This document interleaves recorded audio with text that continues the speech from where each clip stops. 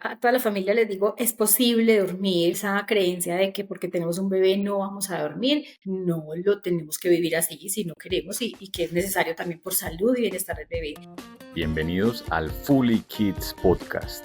En este espacio discutimos con expertos preguntas que ustedes nos hacen en fullykids.com y en nuestras redes. Conversamos sobre los retos del día a día de la crianza y la salud de los niños. Yo soy Daniel Gómez, papá de Juan Pedro, y en este episodio vamos a hablar con Camila Vélez, una persona que trabajó con mi familia para lograr que Juan Pedro tuviera noches donde durmió la noche entera. Sin más preámbulos, los dejo con este episodio. ¿Tú cómo terminas siendo coach para que los niños duerman bien? Cuando empecé con el sueño de la maternidad, ya hablar con mi esposo, bueno, vamos a empezar como en la búsqueda de un bebé.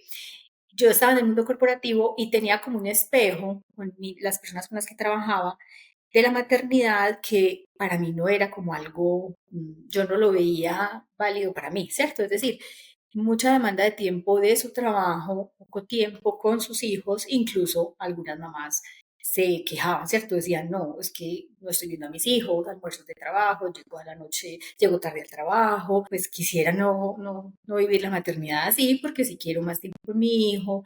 Entonces empecé como a decir, pero ¿yo qué hago? Yo decía, yo no tengo talentos, yo no soy pues una diseñadora que puedo salir a hacer algo. Me sentía como que ¿Cómo no salgo del tenía sistema? cómo salgo de este sistema y qué voy a hacer, ¿cierto? Y tengo que también, pues, ser responsable. Entonces, llegó la maternidad y esa pregunta siempre había estado ahí, pues yo no la había resuelto.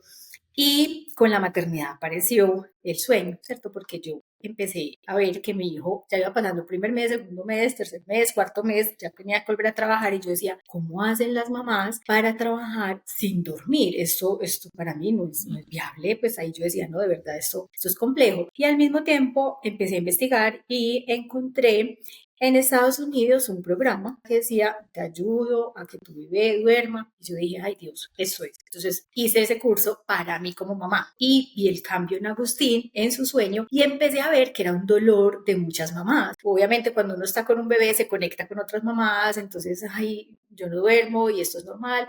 Y en ese momento, pues uno a quien le pregunta al pediatra. Y los pediatras te pueden dar pautas, te pueden dar recomendaciones, pero obviamente ellos no pueden estar pues, pendientes todo el tiempo del sueño del bebé. ¿Ese curso que hiciste era de quién? Digamos, Sí, sí. ¿qué tipo de escuela de Ajá. entrenamiento del sueño? Es muy como en cuanto a metodologías, es la metodología del fading, ¿cierto? Es como irse desapareciendo y el método que se conoce también como la silla. Yo lo apliqué diferente porque el sueño de Agus no estaba tan complejo. Entonces yo como que le hice unas pequeñas adaptaciones porque ese método que después me certifiqué precisamente con ese mismo instituto que es de Sleep Sense, es un método que yo digo que tiene mucho de la cultura norteamericana, que es un método, ellos mismos dicen, cold turkey, o sea, es como muy Ujú. en seco, muy abrupto, como esto es así y tiene que ser así, y va a haber un llanto porque dentro de esa metodología es acompañando siempre al bebé, estando ahí, pero no interviniendo en los momentos donde el bebé está resolviendo el cómo dormirse. Entonces a mí me pareció como fuerte. Y yo dije, ay, bueno, pero yo lo voy a hacer, vi los resultados, listo. Después aparece un correo que me llega, ya después de yo haber hecho el curso, quiere ser mentora en sueño infantil. Y yo dije, ¿qué es esto? Esto es lo que yo le estaba pidiendo al universo, como una opción de yo poder seguir trabajando, que me diera mucha flexibilidad y fuera eso. Yo ya había visto los cambios en mi hijo, había pues conversado con mamás que me decían, ¿qué hiciste? ¿Cómo lo hiciste? Ayúdame, que de verdad era un dolor en las familias. Y yo dije, este va a ser el camino. Entonces ahí ya me certifiqué y ahí ya empecé. Y empezó muy bien hasta que ya dejé el mundo corporativo porque dije, no, esto de verdad puede ser sostenible en términos también pues de mi ingreso, de poder seguir cumpliendo con mis responsabilidades y me enamoré además del sueño porque para mí ha sido fundamental. Hay personas que son un poquito más tranquilas con su sueño, que no se afectan mucho cuando no duermen, no es tan visible. Para mí es algo, yo una mala noche, no, para mí el día siguiente es un día gris. Entonces, como que lo valoro mucho. Y entonces yo dije, esto es importante, esto es salud. Y ahí empezó. Cami, y nos estabas contando sobre lo que generalmente, digamos, recibe una familia al ir donde un pediatra en términos de sueño? Es muy enfocado desde lo fisiológico, más no Sí, necesariamente desde las rutinas y todo. De pronto me estoy adelantando acá, pero cuéntanos un poco de eso. En su momento, ¿qué fue lo que viste y sí, cómo son estos sí, temas, sí. digamos, de unas diferentes perspectivas para abordar el reto del sueño en El los reto del niños? sueño. Dani, y me pasa todavía con las familias que cuando yo les hago como ese diagnóstico, yo les pregunto siempre qué les ha dicho el pediatra. Entonces, siempre es muy importante que este proceso de la transición de los hábitos de sueño vaya de la mano del pediatra, porque finalmente pues todo está conectado en nuestra integridad como seres humanos. Entonces, lo que me cuentan siempre es, como tú dices, hay como diferentes perspectivas, diferentes formas de verlo. Hay pediatras que le dicen a la familia,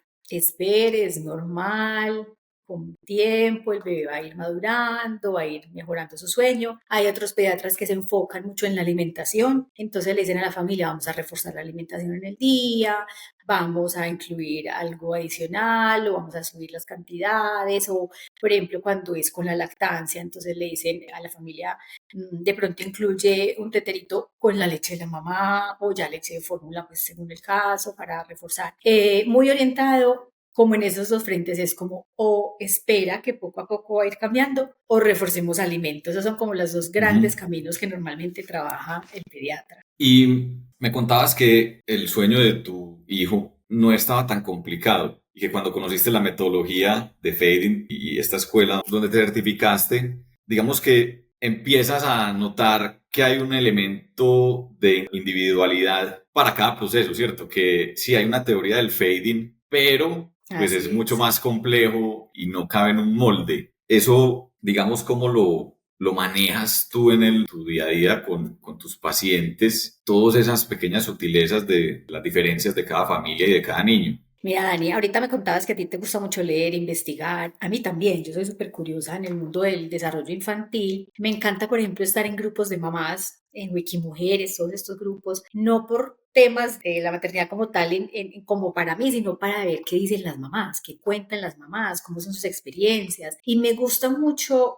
ver cada caso precisamente porque yo digo, es que definitivamente cada bebecito también es un individuo, ¿cierto? Hay como unos elementos transversales que obviamente, pues hay situaciones en el desarrollo que normalmente ocurren en ciertas etapas, procesos de introducción de la alimentación, ¿cierto? Pero como en general, pues cada bebé también va viviendo a su ritmo todos sus cambios y también las dinámicas familiares. Entonces, ¿cómo empiezo yo a hacer como una transformación en eso que aprendí en Estados Unidos, un método como tan además es como estricto? Yo dije, bueno, cuando yo llegué pues de certificarme, yo digo, esto es como muy estadounidense y yo siento que los latinos en general, los colombianos, somos más de la cercanía, de acompañar, nos gusta pues como ese calorcito humano y lo sentía muy frío. Total. Yo decía, bueno, me chocó un poquito, como que yo dije, uy, ya certificando me dije, es fuerte, pero bueno, empecé como desde la falta de experiencia pues a aplicarlo tal cual y en el camino, Dani, yo dije, no, incluso en la certificación tuvimos que leer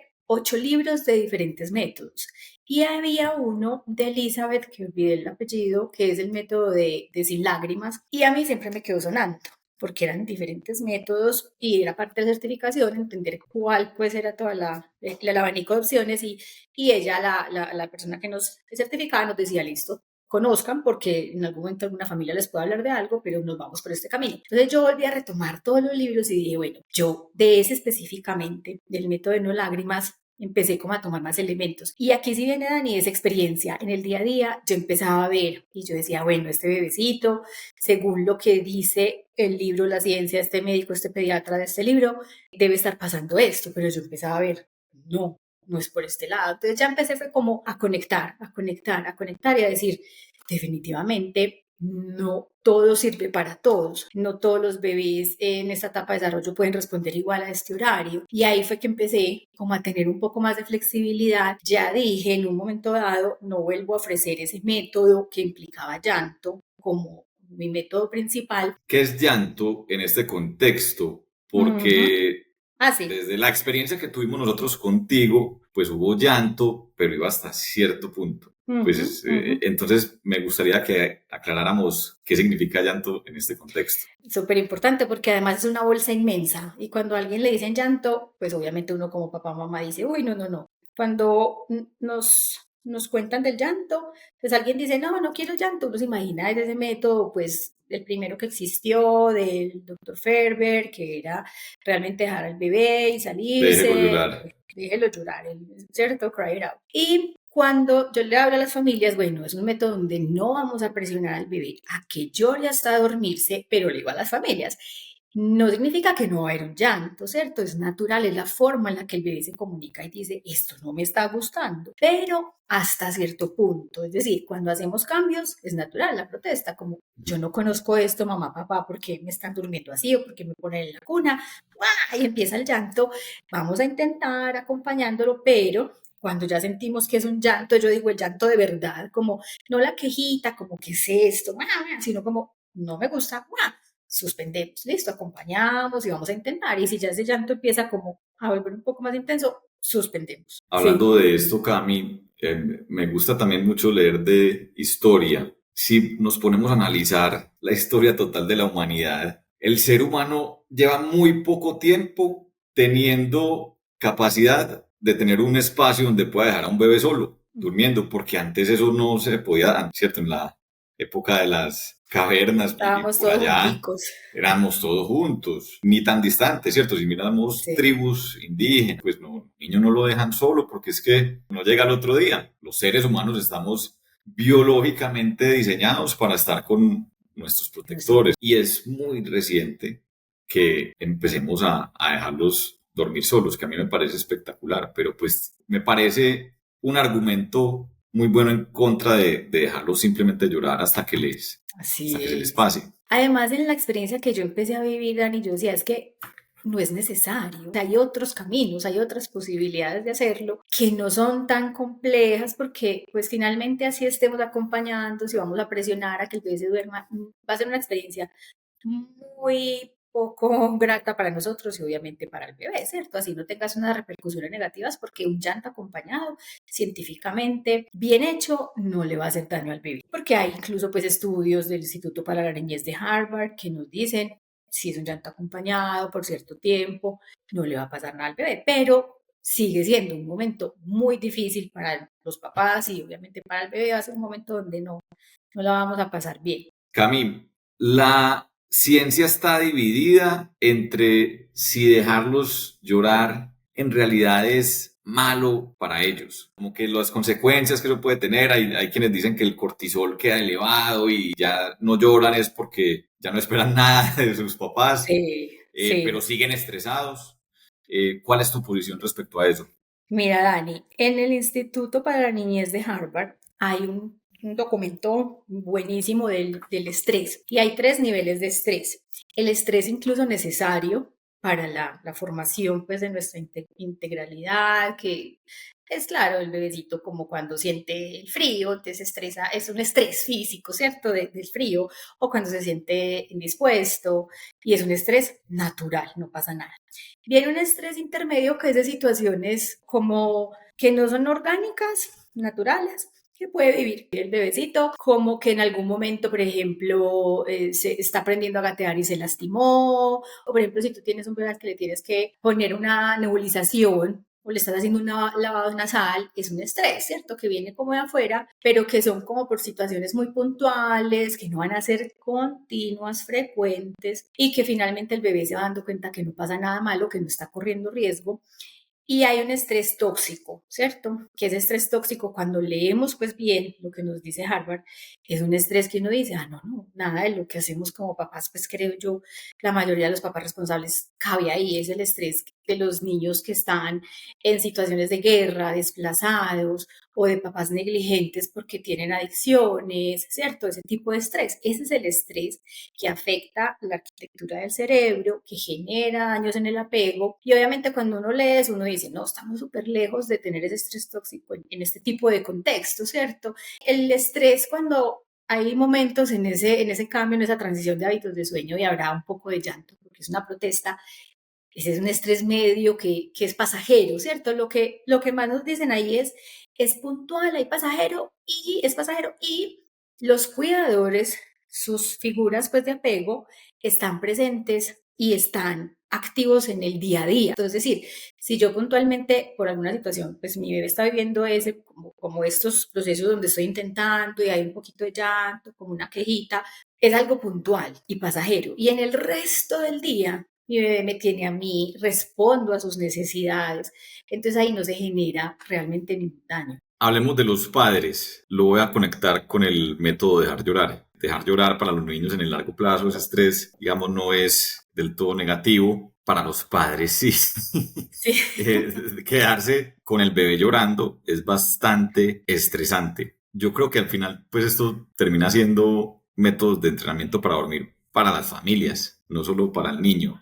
¿Qué le pides tú a los papás y a las mamás cuando se va a iniciar este proceso? Mucha constancia, ese es el primer factor clave, es decir, vamos a trabajar en los hábitos, ¿cierto? Que son conductas, comportamientos aprendidos, y cuando queremos intervenir en las conductas, en los comportamientos, en los hábitos, necesitamos práctica, repetición, porque esa es la forma en la que, como funciona nuestro cerebro, se construye ese hábito, que es cierto, que es como construir una nueva red neuronal, un nuevo caminito que recorremos. Entonces, lo primero es la constancia, la repetición, el poner en práctica, intentar, ¿cierto? Como esa disciplina al inicio, ¿cierto? Que al inicio suena un poco rígido porque uno dice, ay Dios, pues tengo que estar muy pendiente. Y yo le cuento a las familias, es que piensa, por ejemplo, que tú tienes una alimentación y no estás tranquilo con tu alimentación y quieres hacer un cambio, una alimentación más saludable. ¿Qué vas a tener que hacer? Empezar a pensar todos los días al principio, mientras tu cuerpo ya lo recibe como algo natural. Voy a tener que hacer una lista de mercado con estos ingredientes, voy a tener que ir a comprar, voy a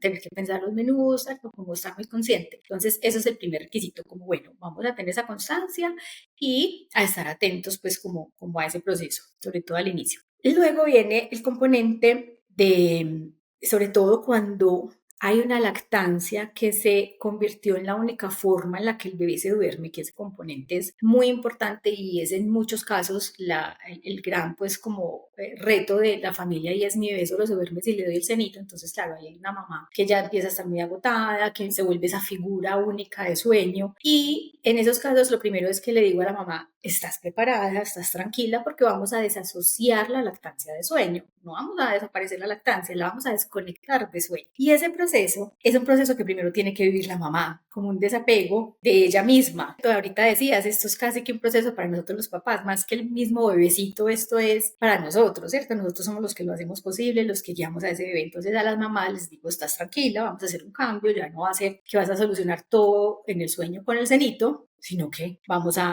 hacer un cambio como en esa parte, la lactancia siga como el vínculo, como alimento, más no como forma de dormir. Y ahí, por ejemplo, entra el tema de la figura del papá, muy importante. Entonces, bueno, es como esos dos primeros pilares, como la Ahí, constancia y tranquilidad de los papás, especialmente de la mamá, cuando ese es el caso. y por experiencia, les cuento que son unos días de juicio, de disciplina, pero valen la pena porque cuando Vale la empiezan a pena. dormir bien, valió cada minuto y cada Uf, esfuerzo. ¿Qué es lo más difícil que te ha pasado con una mamá durante este proceso, durante estos procesos de entrenamiento de sueño? el tema como de la emocionalidad de la mamá, por diferentes condiciones culturales, las dinámicas de las familias, en fin, la mamá es la que frecuentemente está a cargo del momento de dormir. Y muchas veces esa mamá, además con tanta información, entonces recibe información de su propia mamá, entonces la mamá que, la abuela, pues que ya es de otra generación, le dice esto no, esto sí, la otra amiga le dice, ay, pero mi hijo no, mi hijo sí, entonces esas mamás se llenan de tanta información que los procesos como que yo haya tenido que diga complejos, tienen que ver es como esa emocionalidad de la mamá, ¿cierto? Que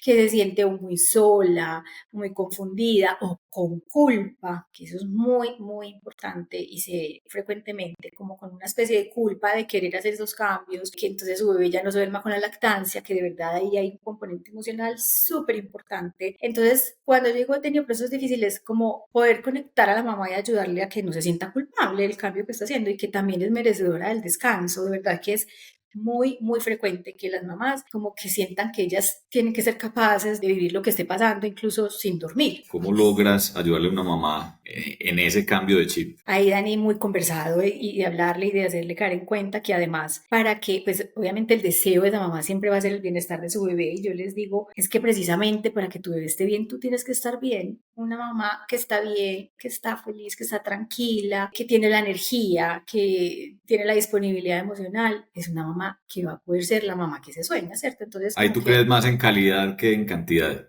sí, sí, sí. Ahí yo les digo, ustedes necesitan estar bien, convénzase de que esto que vamos a hacer es por el bienestar del bebé, obviamente, claro. El sueño también reparador para el bebé, claramente para su desarrollo, muy importante, pero también para esas mamás que necesitan también el descanso para poder atender a su bebé y a su hijo bien. Se menciona mucho las mamás y hemos hablado de las Sí. mamás y dices con la que primero hay que trabajar es con la mamá. Y para ti, ¿cómo debería ser ese rol del padre en estos procesos? Ese tema a mí me encanta, de verdad, Dani, yo pues no tengo obviamente un dato estadístico, pero cuando yo empecé hace 7 años, a mí solo me llamaban mamás y la mamá solita hacía el proceso y lo que yo vivo hoy. Ayer precisamente recibí una llamada de un papá. Cami, te llamo porque tal persona me contó, quiero averiguar cómo funciona esto. Yo decía, me encanta que llamen los papás también. Pues yo soy una fiel convencida y esto ya es algo más personal, que cuando mi esposo y yo íbamos allá a buscar un bebé, hablábamos como de que nos soñábamos como la maternidad y la paternidad y definitivamente decíamos, pues queríamos los dos estar y mi esposo es súper paternal, entonces para él pues no fue ni siquiera como algo que él tuviera que pensar, él sabía que él quería ser pues activo completamente en todos los procesos de Agus y yo viviéndolo como experiencia como mamá y viviendo las experiencias con las familias, yo creo que una maternidad y una paternidad compartida hace mucha diferencia, porque a veces también entonces la mamá está cansada o tiene algo para hacer también, tiene que trabajar o va a salir con sus amigas. Entonces, si es un proceso tan exclusivo de la mamá, también el bebecito también puede tener dificultades y retos porque también he tenido muchos casos donde me dicen es que yo no me puedo ir porque mi bebé no duerme, literal estaba donde no sé quién, estaba por fuera y me llamaron que viniera porque mi bebé no se dormía. Entonces la mamá tenía que el papá pueda estar activo en ese proceso también del sueño y ojalá en toda pues la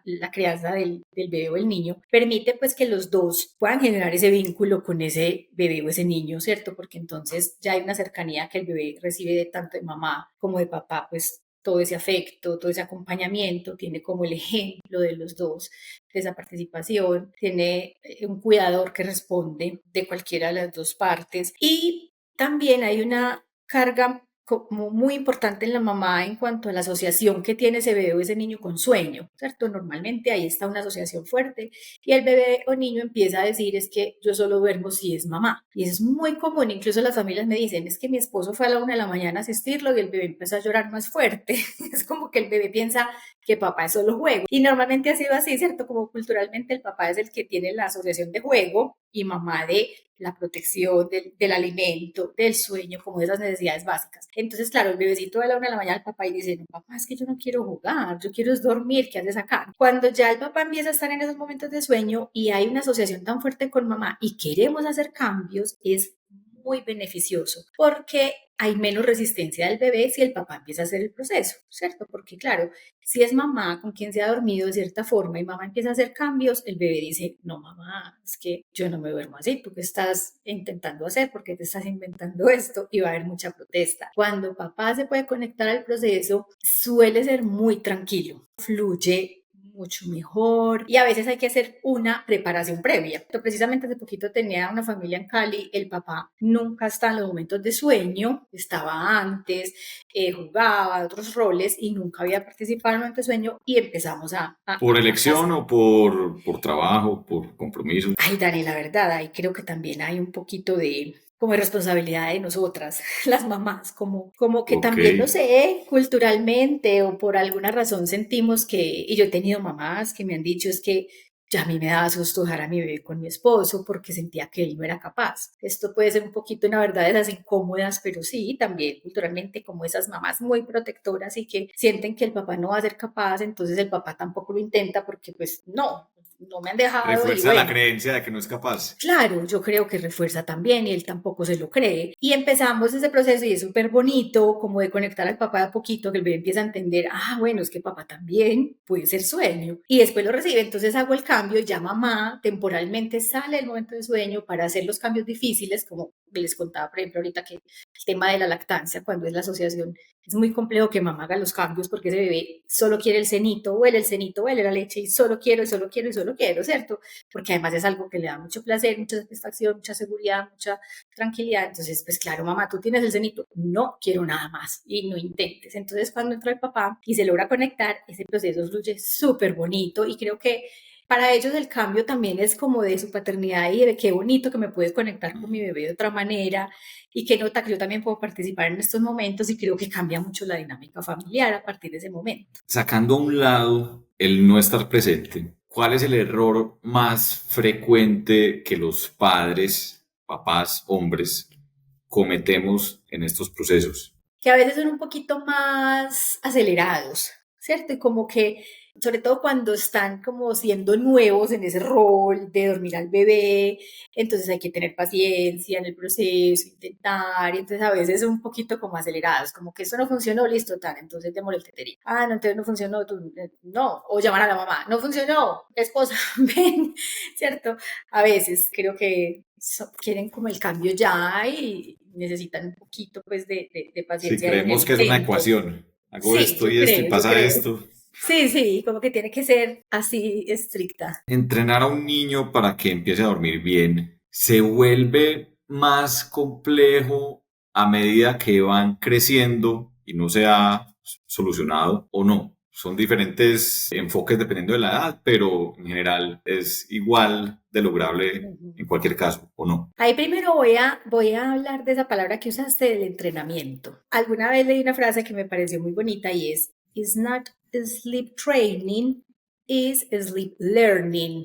Son nuevos aprendizajes. Efectivamente, lo que estamos haciendo es generarle nuevos aprendizajes al bebé, entregarle nuevos caminos neuronales, nuevas conductas. Entonces, eso sí lo quería como socializar porque a veces esa palabra es un poquito fuerte. Y ya con la pregunta, cada etapa de desarrollo tiene sus retos. A mí hay familias que han llegado y me dicen, yo tengo un niño de 4 años, todavía puedo hacer cambios. Y yo les digo, claro, siempre podemos aprender. Cada etapa tiene su reto, ¿cierto? Yo incluso hago procesos preventivos desde recién nacidos. Y yo le digo a la mamá, con el recién nacido tenemos retos de todos esos cambios que vive el recién nacido. Una semana tenemos un bebé, otra semana tenemos otro bebé. Aparecen situaciones de la maduración del sistema digestivo, gasecitos, cólicos, reflujo, está en brote de crecimiento. Entonces, por ejemplo, ese enfoque recién nacido tiene esos retos. Un bebecito que está en esa etapa de tantos cambios como entre los 6 y los 8 meses, no, viven de todo. Antes no sé cómo sobrevive el pobre bebé, dientes, motricidad, alimentación complementaria, ansiedad por la separación, tiene todos esos retos. Cuando empiezan a caminar, está el reto de que ya quieren ser como súper independientes y uno los lleva a la cunita como muy relajados y ¡pum! Quiero caminar y empiezan a caminar y se estimulan, entonces uno tiene que volver a intentar. Cada etapa tiene sus retos, ¿cierto? Los desarrollos emocionales que se empiezan a vivir a partir de los 2 años, ya más grandecitos como esa conciencia que tienen y esa independencia y decir, y a mí no me parece, y por qué te tienes que ir mamá, o por qué no vamos a hacerlo de esta manera. Entonces, definitivamente, siempre se puede hacer el cambio y eso es muy importante también para que el proceso sea exitoso. Entender que está viviendo ese bebé o ese niño y no hacer de cuenta que no pasará nada, ¿no? Antes hay que traer todos los ingredientes al proceso de la transición de los hábitos. Si yo te dijera que quiero poner un cartel, una valla en la entrada de las principales ciudades, con un solo consejo para las familias que quieren pasar mejores noches, ¿qué diría esa valla? Algo más técnico, que la verdad para mí es el inicio y es lo que no se puede negociar, y es el reloj biológico, entender ese reloj biológico, cómo funciona en términos de que hay momentos en donde el cuerpo está dispuesto a dormir y hay momentos donde el cuerpo tiene energía para estar activos. Eso es lo que le diría a las Ese es el familias. concepto. Sí, si solo van a Está duro elegir sacar ese algo. copy, pero entiendo el concepto. Lo podemos llamar como los horarios o las ventanas de sueños, que en horarios es un capítulo grande, ¿cierto? Pero cuando entendemos ese reloj biológico y seguimos ese ritmo, incluso solo con eso ya se Sí. pueden ver grandes cambios, Estoy solo con eso. pensando en algo como recuerda que somos animales y tenemos un reloj biológico. Así es. Así es. No, y sabes que se hace muy comprensible cuando uno pone en paralelo la alimentación. Mira que para la alimentación los papás no tenemos dudas, no tenemos que, uno sabe seguir el ritmo de la alimentación con el bebé y para uno mismo, y el cuerpo pide. Con el sueño hemos sido un poquito más como, que pues no, Sintonizados. sí, no nos sintonizamos tanto con el sueño, entonces necesitamos igual, así como seguimos los ritmos de la alimentación del bebé y no nos saltamos sus alimentos y cuidamos y así nos estemos en vacaciones, estamos atentos, más o menos. De igual manera funciona el sueño, es que es más, el ciclo circadiano también regula la digestión y el metabolismo, el mismo que Así regula el es. sueño, es poder entender ese ritmo natural. Cami, llega una nueva familia a donde ti quieren que les ayudes a enseñarle al niño a dormir. ¿Cuál es el error más frecuente que ves que están cometiendo las familias que llegan desde cero? Los horarios es normalmente de ahí parte todo el reto del hábito de sueño que están viviendo las familias en ese momento, que en algún momento no conocían o no vieron tan importante el entender que hay, pues, que hay que cuidar unas siestecitas a unas horas, que hay que pues, llevar al bebé a dormir preferiblemente en ciertos horarios porque pues está conectado con ese ritmo biológico, la liberación de la melatonina y también por las dinámicas de hoy en día que estamos en miles de cosas, trabajamos aquí, allá y tenemos tantos retos y labores y roles, no es fácil y entiendo mucho a las familias el poder seguir como cuidándole al bebé los horarios de las siestecitas, y entonces tengo que salir y llevarlo a la clase de estimulación o algo me surgió y lo dejé con la persona que me ayuda en la casa y esa persona tampoco pues estaba pendiente de los horarios, no tenía el conocimiento, en fin, entonces de ahí parten muchos retos porque se empieza a generar esa deuda de sueño que es el peor enemigo del sueño infantil. Cuando un bebé empieza a acumular un sobrecansancio, eso le pasa a la cuenta de cobro y ahí vienen las formaciones de los hábitos que son los complejos, ¿cierto? Normalmente eso es como el no haber seguido por muchas cosas, pues no estoy como juzgando, sino por desconocimiento o por esa dinámica. No pude, pues, en ciertos momentos cuidar el sueño, y claro, se generó esa deuda de sueño y ahí ya todo se complicó un poco más. Cami, ¿cuál es tu opinión de la melatonina Como suplemento, como suplemento? mira, Dani, la verdad es muy raro que el cuerpo tenga alguna patología y no genere la melatonina. O sea, que no se genere melatonina en un organismo como una condición pues médica es muy raro. Nuestro cuerpo está diseñado para generar la melatonina. ¿Qué pasa? Que por nuestros hábitos no le permitimos a la melatonina generarse de la manera adecuada. Y va por el ejemplo de los adultos. Tú mira cuántas cosas hacemos los adultos y bloqueamos la melatonina. La melatonina se libera cuando nuestro sistema nervioso, que tiene como dos grandes ramificaciones, está en el modo parasimpático, que es como el que regula el descanso, la relajación, y el simpático es el modo alerta. Entonces, si estamos en modo alerta, no vamos a poder descansar y no se libera la melatonina. Y en los bebés, ¿cómo puede pasar esto? Porque no estamos conscientes de ese ritmo natural. Entonces, cuando ya la melatonina está preparándose para liberarse, si no llevamos al bebé a dormir en esos horarios porque lo llevamos a dormir más tarde o si está expuesto como a pantallas previamente y tuvo toda esa luz blanca o todos esos contenidos, claro, la melatonina no se va a poder liberar. O, por ejemplo, hay otro factor que va muy de la mano que se llama la presión de sueño, que es la adenosina. Y si no seguimos como en el día unos horarios adecuados, entonces la presión de sueño no se generó bien. No estoy en contra, si hay familias que dicen quiero intentar con la melatonina o incluso a veces el pediatra lo receta pues como una opción. Primero pues que si lo van a hacer sea recetado por el médico, ¿cierto? En la melatonina, en los suplementos pues también podemos encontrar unas sustancias que ni siquiera conocemos y que no le van a hacer bien al bebé o al niño, que si lo vamos a hacer, que sea recomendado por el pediatra y de una marca de laboratorio pues reconocida. Pero en realidad yo creo que, y he tenido familias que me dicen, no, es que yo le doy melatonina y eso ni funciona. Como que a veces también creemos que va a ser solo eso y la melatonina puede ayudar al inicio del sueño. Lo que pasa es que la melatonina nos ayuda al inicio, mas no es lo que nos garantiza conservar el sueño, a la consolidación toda la noche. Nosotros a Juan Pedro le enseñamos a dormir y se enfermó. Entonces eso tuvo consecuencias en su rutina de sueño. Y traigo esta historia porque pues en la vida real no solamente están las enfermedades, sino que están las vacaciones, un montón de cosas que pueden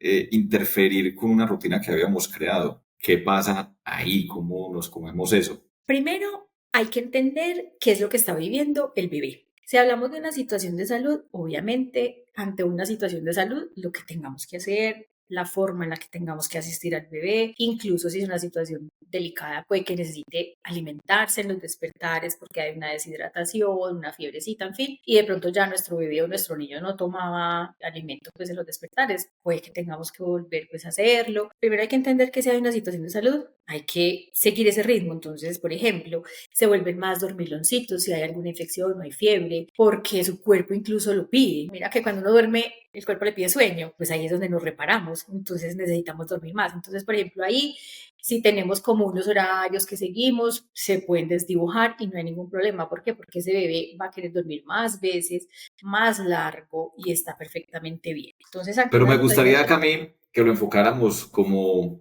a casos en los que tenemos algún poder de decisión las familias. Entonces nosotros teníamos un plan con unos amigos el sábado pasado y eran las 4 de la tarde y dijeron, hey, vámonos para una casa, todos pedimos una pizza. Y nosotros dijimos, uy, pero es que la rutina de él empieza a las 6 para dormirlo.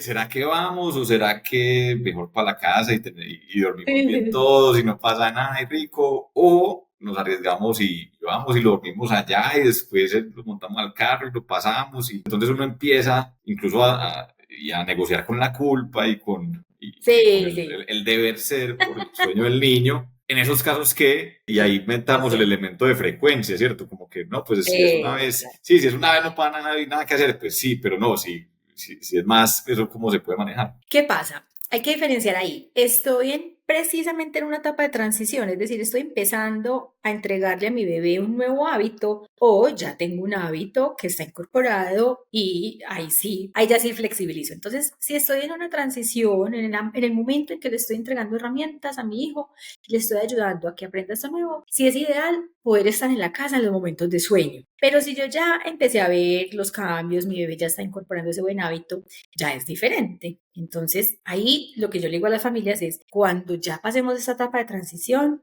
no va a ser como tan estricto, pues como al principio, porque además no es sostenible y hay que seguir la vida, hay que salir. Y ahí ya empieza es como un conocimiento de los papás con ese bebecito, qué tanto ese bebecito, por ejemplo, puede quedarse hasta tarde. Entonces Juanpe se va hasta las, 9 de la noche tranquilo, o Juanpe empieza a pedir sueñito antes, porque ahí ya viene la individualidad. Hay bebecitos que son súper tranquilos y se quedan hasta más tarde y felices con el primito, los niños, y se ríen. Hay otros que le dicen a los papás, empiezan a llorar y yo no quiero trasnochar, yo me quiero dormir. Entonces también es empezar a conocerlo y claramente esos espacios tienen que seguir, hay que salir y obviamente vivir la vida. Ya es entender dentro de eso qué tanto mi bebé puede aguantar como los cambios de entonces dormirse más tardecito o saltarse una siesta.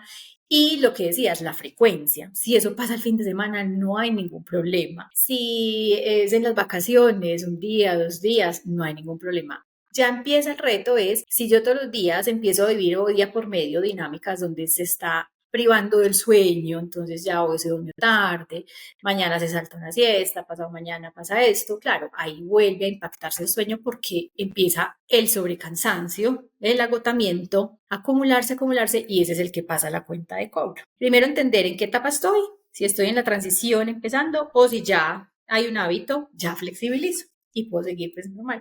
Lo que pasa es que a mí me da muchas risas porque muchas veces los papás me dicen es que yo no quiero que se dañe todo lo bueno que hemos logrado, me da miedo. Pánico. Sí, yo no quiero que esto se devuelva nunca.